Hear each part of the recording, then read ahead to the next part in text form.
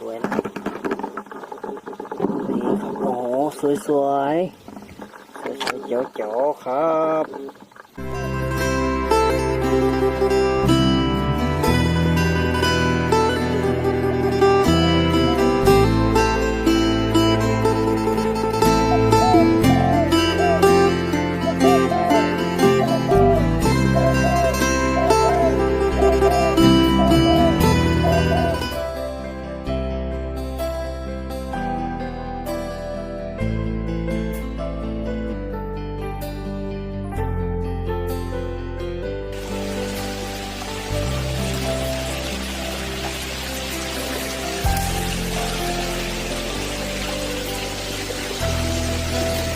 ตอนนี้เราจะได้เลาะห้วยขึ้นโอ้ยตอนนี้ใจจะหอดแล้วเด้อพี่น้องธรรมชาติมันจะงามอยู่เนาะตอนนี้เนาะโลกนี้ปุ๊บปุ๊บกระแตไปเนาะ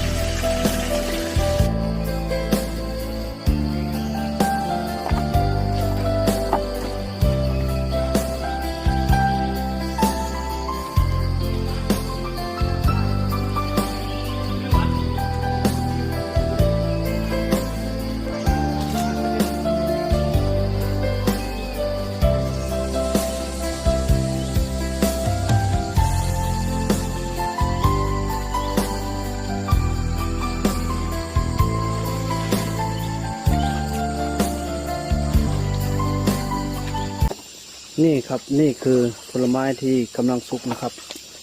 นี่นะครับโอ้โหลุ้นๆไปด้วยกันนะครับว่าเราจะมาหรือไม่มานะครับนี่ครับ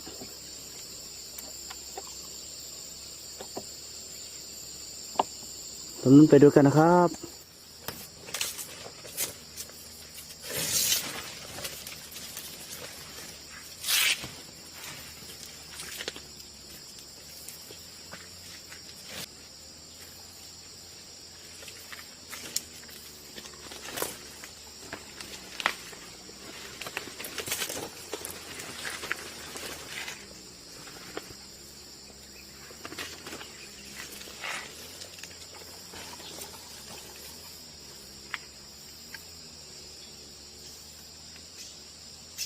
ก็โอเคแล้วนะครับยังไงเราก็ลุ้นๆไปด้วยกันนะครับ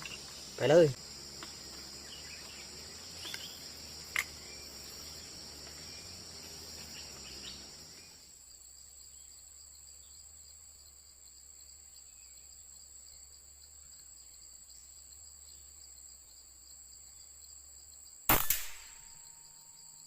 เรียบร้อยครับ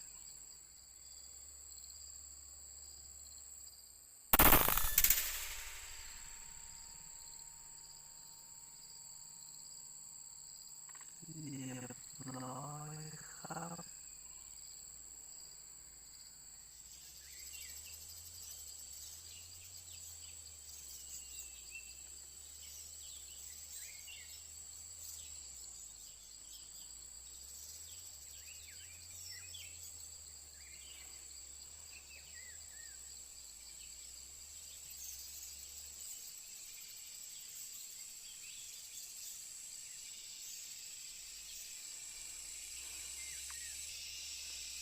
ตัวใหญ่ๆนะครับตัวเล็กเราไม่ยิงนะครับ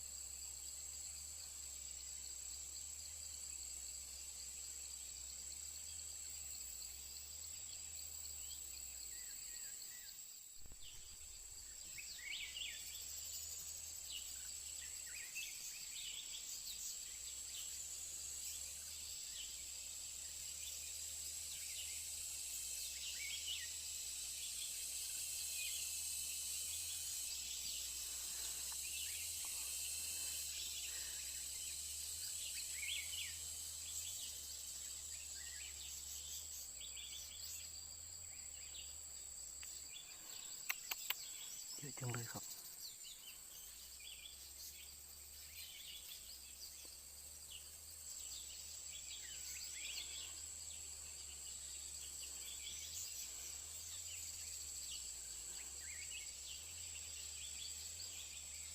โอ้โห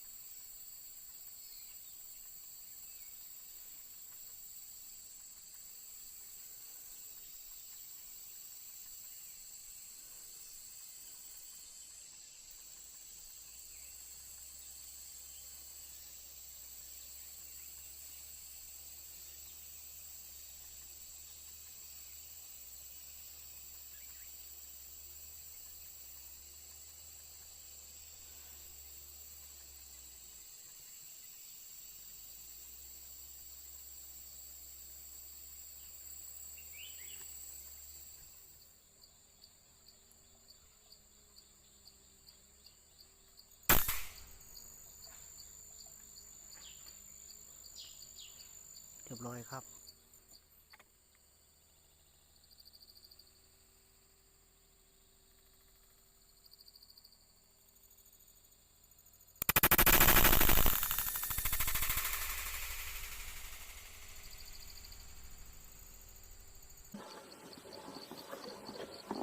โอ้โหอยู่นี่เองนี่ครับสวยมากครับสวยมากๆเลยครับครับผมนี่ก็อีกตัวนะครับนี่นกกระพงโดกนะครับโอ้โหสวยมากเลยครับนี่นะครับสวยครับนี่ครับสวยครับนี่ก็อีกตัวนะครับนี่ครับนี่ครับสวยๆนะนี่ครับโอ้โหสวยเจ๋วๆครับก็โอเคนะครับผมก็จะเอาแค่นี้นะครับไม่ต้องไปเอาให้มันเยอะแล้วก็มากเกินไปนะครับ เพราะว่าเราเอาแค่พอดีพ่อแค่พอกินเราก็พอแล้วนะครับไม่จำเป็นต้องที่ว่าเอาเยอะๆนะครับ